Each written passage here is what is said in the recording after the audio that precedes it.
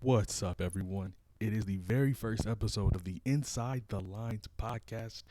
I'm your host, Isaac, and it is finally here. It is finally playoff time. It is finally postseason basketball time. After a long, grueling 82-game season that tipped off in October, we are finally getting ready to begin that journey to the NBA Finals, right? This is what we've been looking forward to since October. All these teams have been working so hard for since training camp, and we finally get to see it, right? We get to see stars rise to the occasion, ferocious dunks and huge three-pointers, and we get to see some stars not live up to the expectations that they set for themselves at the beginning of the year and throughout the regular season. But all in all, the competition is fiercer, the stakes are higher, and I'm excited to get it going. So without further ado, let's get it started.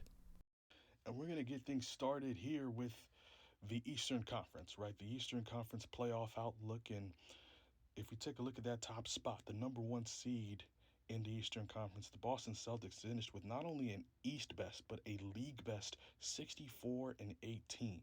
Get this, they were 14 games ahead of the next seed, the second seeded New York Knicks, who finished at 50 and 32, the Bucks at 49 and 33, the Cavs at 48 and 34, and the Magic at 47 and 35, who ended up also being tied with the 47 and 35 Indiana Pacers, but finished due to how they finished in the season series. Now, I focused on those four teams in particular because going into the final week of the season, that number two spot was very much up for grabs. Milwaukee had control of it until they lost to Orlando, the final game of the season, and New York got that overtime victory against Chicago, which clinched that top spot or that second seed for them. Meanwhile, Cleveland, who played their final game against the Charlotte Hornets, had their starters in for the first three quarters and then decided to rest them going into the fourth. Many individuals kind of saw that as them throwing the game to a degree to land that fourth spot and uh, take on the Orlando Magic at the fourth and fifth seed. And speaking of both those teams, I think that's where I want us to get started in terms of evaluating that 4-5 matchup in the East. So these two teams will officially tip off the 2024 NBA playoffs. It is game one of a four-game slate that day, Saturday, April 20th at 1 p.m. on ESPN. The Cleveland Cavaliers will play host to the Orlando Magic at Rocket Mortgage Fieldhouse in downtown Cleveland, and it should be a fun matchup between these two teams. Very similar styles to a degree, and with that being the case, it may not make for the prettiest basketball that we're going to see in this year's playoffs. Both these teams ranked in the bottom third in points scored per game, and we're top 10, though, in defensive rating. The Cleveland Cavaliers finished towards the bottom of the top 10 in defensive rating at number 7, and meanwhile, the Orlando Magic finished amongst the league's very best at third in defensive rating. So two very defensive-minded teams coming into this series. And like I said, similar styles, right? Not the greatest offensive teams, but very good defensive teams. So with that being said, where does one of these teams have the advantage over the other, right? And I isolated it off three categories here in this graphic, right? Rebounding per game, bench points per game, and paint points per game. Those are three things that I believe play a vital role in any playoff setting, right? They factor into the concept of sustainability.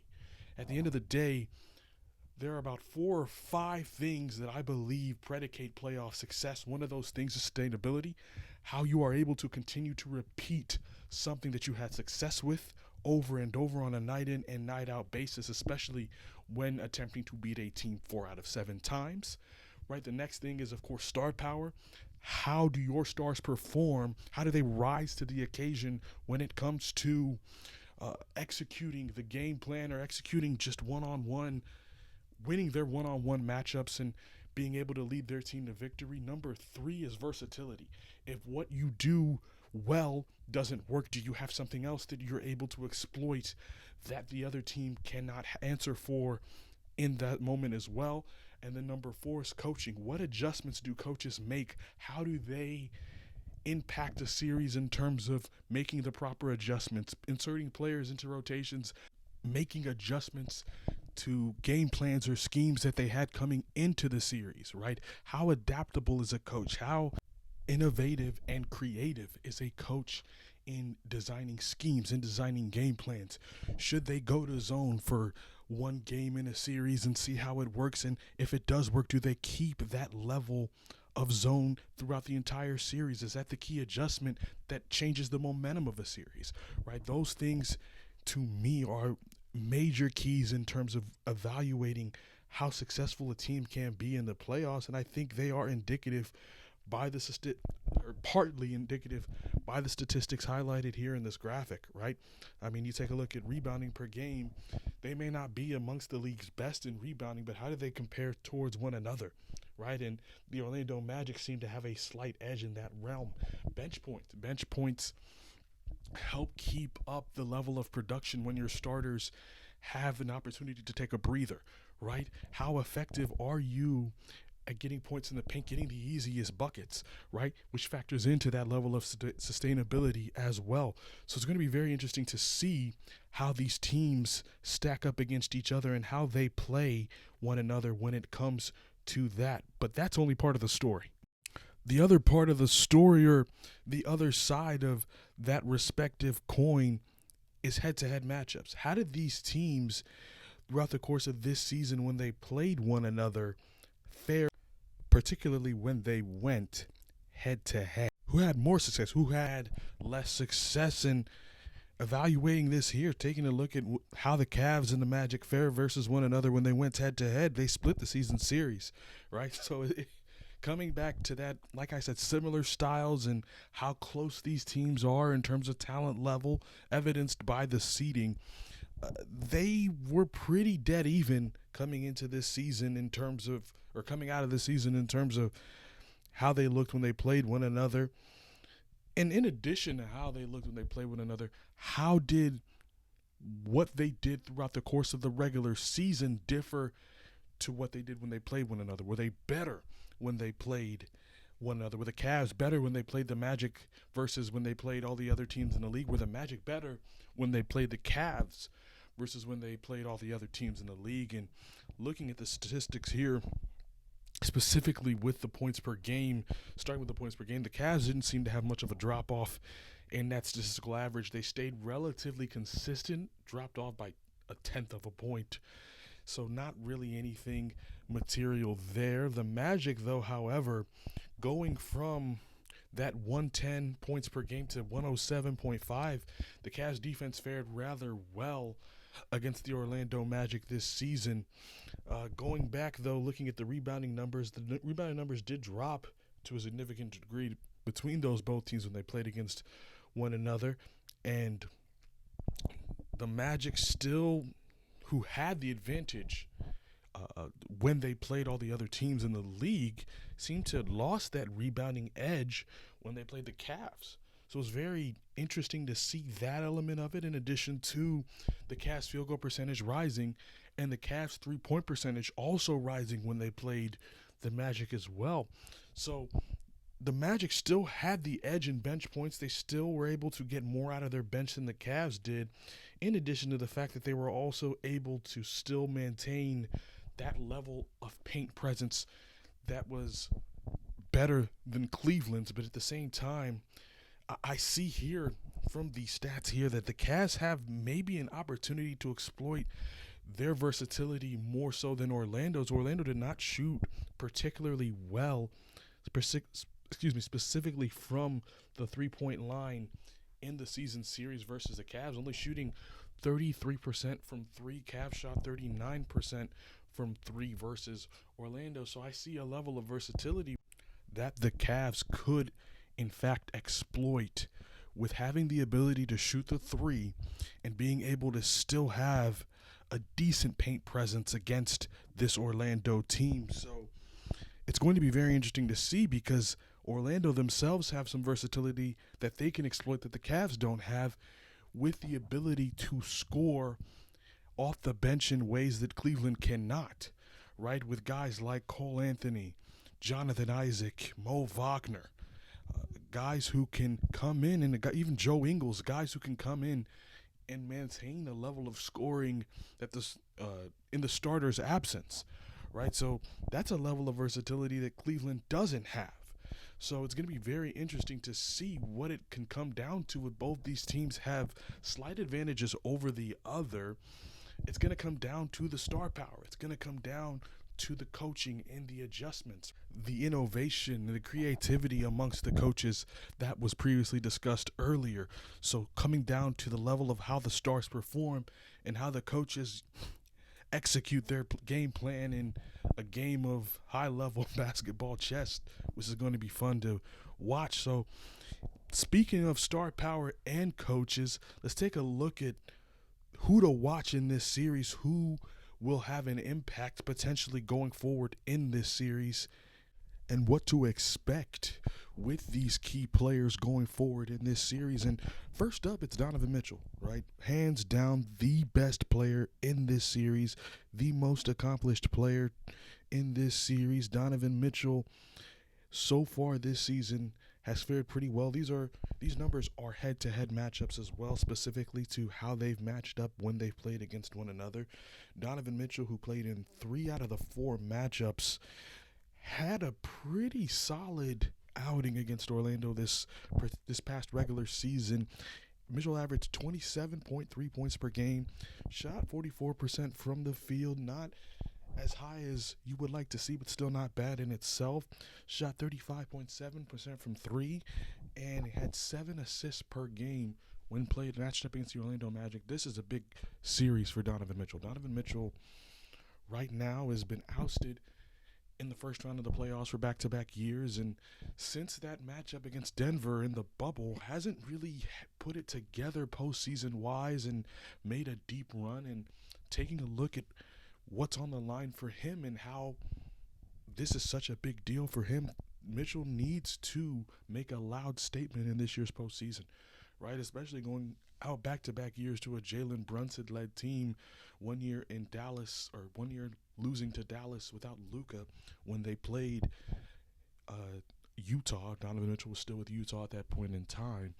And Mitchell, he has to kind of show something here, right? This is a young, inexperienced Orlando team, and we're expecting big numbers from him, especially in light of the underperformance of how he played in last year's series against the Knicks. So I'm expecting Donovan Mitchell to make a statement, but it's not going to be an easy task. He's matched up against one of the best two-way players in the league, Jalen Suggs. Suggs is a very good perimeter defender in addition to being able to score on the other side of the ball, particularly from downtown and getting to the rim.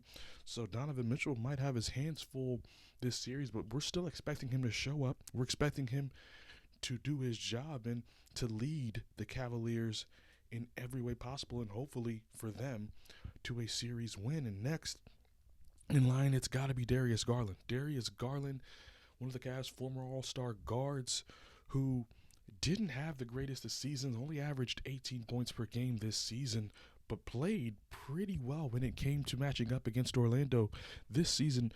Garland, when matched up against Orlando, scored 26.7 points per game, shot 50% from the field, above 50% from the field, and 38% from 3 with 8 assists per game when he matched up against Orlando. So for whatever reason, Darius loved playing against Orlando this year.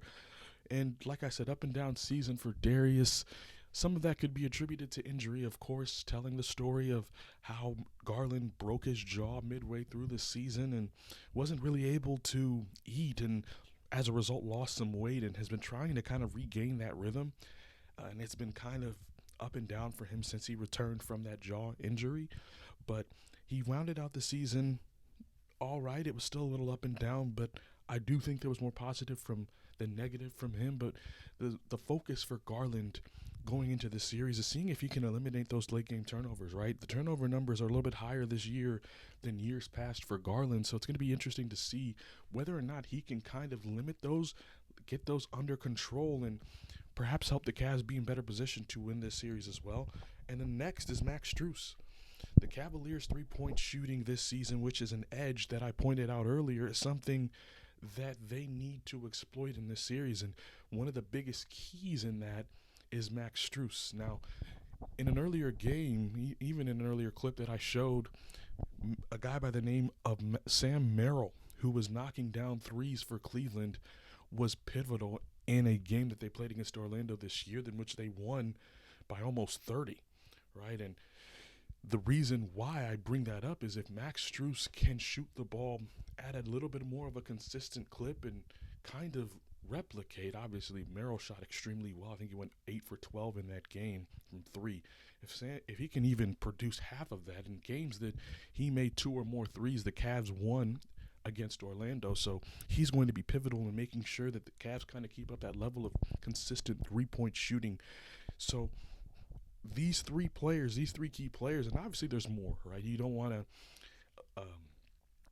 forget about the likes of Evan Mobley, who's going to have a huge role on rebounding and defense and scoring in the paint, and Jared Allen, who's going to have that inside paint presence as well on both sides of the ball. You don't want to forget about him and Isaac Okoro's defense as well, along with George Niang off the bench, and of course can't forget Karis LeVert. So these are just guys that I picked out of the rotation, out of the roster, that I felt like are going to have the biggest effect on perhaps winning this series for Cleveland. And then we take a look at their head coach, JB John Blair Bickerstaff. This is his 5th season with the Cavs. Overall has won 170 games and lost 159 in his 5-year tenure out in Cleveland, and not an overall great playoff performer as a coach to this point in his career, and hoping he can right that ship as he's 2-8 all time in the playoffs. And this is fresh off, like I said earlier, this 4-1 loss to New York. This is something that both Donovan Mitchell and JB Bickerstaff have to kind of come to grips with and avenge that loss from last year. Maybe not avenge it, but make up for that loss from last year, because at the end of the day, these are two individuals that are the leads of this franchise, that are leading this franchise. And in an event that maybe they lose this series, more so for JB Bickerstaff, this could be the end of the tenure in Cleveland and changes could possibly be made. So definitely some pressure coming into this series for the Cavaliers. And let's take a look, without further ado, at the Orlando Magic side. Who are their main players? And Paolo Banchero, starting with the All-Star himself. Paolo had a solid season this season against Cleveland, averaged 23 points per game, 46% from the field. Now, the three-point percentage here is relatively consistent with him and Franz Wagner. Both did not shoot the three ball particularly well from 3 here against Cleveland this season. And Paolo himself, these stats, even though he had a 26 per game average of 46% from the field, Paolo himself, those numbers were inflated by a game in this season in which he scored 42. And however, in other games, he wasn't as effective. And he'll be drawing the matchup of Isaac Okoro, one of the better defenders, on Paolo Banchero this season, which is why I mentioned him earlier. The matchup between him and possibly Okoro or Mobley, whoever Bickerstaff decides to draw the matchup for Banchero, is going to be key. If Paolo can find a way to score consistently and get to the rim consistently and get his teammates involved, I am intrigued to see if he can't lead Orlando past the Cavs in this first-round matchup. Next is Franz Wagner. Franz Wagner had a 16-point per game average off 39% from the field. Really kind of struggled shooting the ball against the Cavs this season. And then 15% from 3. Not what you want to see from Franz Wagner, which is why I highlighted this. He is one of their better players on the team, and he has to come ready to play in order for Orlando to have a chance. Next is Mo Wagner. I picked him because at the end of the day, when you look at the three-point shooting, especially averages against the Cavs, he had one of the best on the team. Mo Wagner is an individual who had that ability to kind of muddy things up in the paint against Cleveland, and then in addition could step out and hit the three ball as well. So a little bit instrumental on that Orlando bench. Obviously maybe not the best player on that Orlando bench, but I feel like could be the most impactful in this series. Right, Orlando's bench is still stacked with a lot of talent when you look at Cole Anthony, Gary Harris, Joe Ingles, Jonathan Isaac, a lot of guys who can make contributions that Cleveland may not be able to match going forward. So it's going to be very interesting in seeing how this shakes out. And they are led by head coach Jamal Mosley. This is his 3rd season in Orlando. Overall, they are a 103, and 143 record since his coaching tenure here in the 3 years he's been there. This is their first playoff appearance since 2018, 2019. This is his overall first playoff appearance as well as a head coach. So that advantage Cleveland has, in addition to maybe the three-point shooting, is an experience advantage, right? Obviously, there are some veterans that Orlando has on their roster when it comes to Gary Harris and Joe Ingles, but the relative core of this team is very young, and this is their first playoff appearance. So having that experience edge, I think, is going to be very key for Cleveland going forward in this series. So overall, how do I think these teams fare against one another? How do I think they stack up? Well, the keys for Cleveland is going to be, number one, that they have the best player in the series. Donovan Mitchell has to come to play. Donovan Mitchell has to be the star that Cleveland traded for 2 years ago. He has to come to play. He has to be the best player in the series and show up for his team and lead his team to victory, right? They also have that ability to shoot the three-point ball. Cleveland's ability to shoot in this series, and granted, they're not the greatest three-point shooting team in the league, but their ability to shoot the three will be key in this series and exploiting that advantage over Orlando, who they shot better than going into this series or coming out of the season series as well. And then last but not least, that experience element that they have, the ability to know what a playoff experience is like. They played one series last year and did not like how they performed. So that mental edge that I think they have, in addition to not just the players but the coaches as well, who's had a little bit more experience in the playoffs coaching, it's going to be very interesting to see if they can exploit that edge over Orlando. Orlando, though, they have advantages here as well. They have the superior bench, right? They have guys, like I said, Mo Wagner, Joe Ingles, Cole Anthony,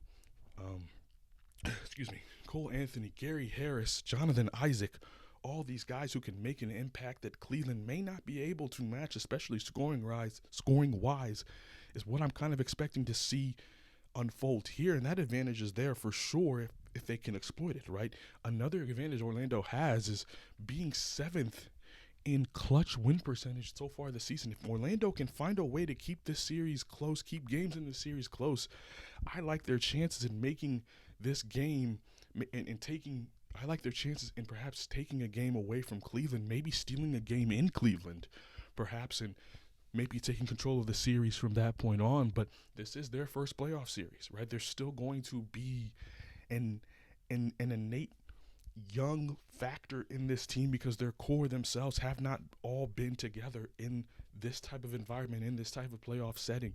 So it's going to be very, very fascinating to see how that plays out in this series. And overall, because I like the experience Cleveland has, I like their ability to shoot the three a little bit better because they are versatile. They do have a decent paint presence, maybe not to the significant degree of Orlando, but they do have a decent paint presence. As in addition to being able to shoot the three, I like Cleveland's chances of winning this game, winning the series in 7 games. I do think it goes 7. Orlando, they're evenly matched, man. They're very evenly matched, but Orlando themselves still being able to control the glass and having the advantage in the bench area really does make me pause and think the series could go either way, but I am going to pick Cleveland to take it in. And that will wrap up this iteration, the first iteration of the Inside the Lines podcast. Definitely appreciate you for sticking around this long and hope you enjoyed what you heard. And if you did enjoy what you heard, leave a like and subscribe, and definitely comment in the comments section down below who you think will win this series. If you disagree with me, if you think Orlando can take it, or if you agree with me and why. Love to have some discourse in the comments. And like I said, I hope you enjoyed this iteration, and I hope to see you next time. But until then, keep it inside the lines.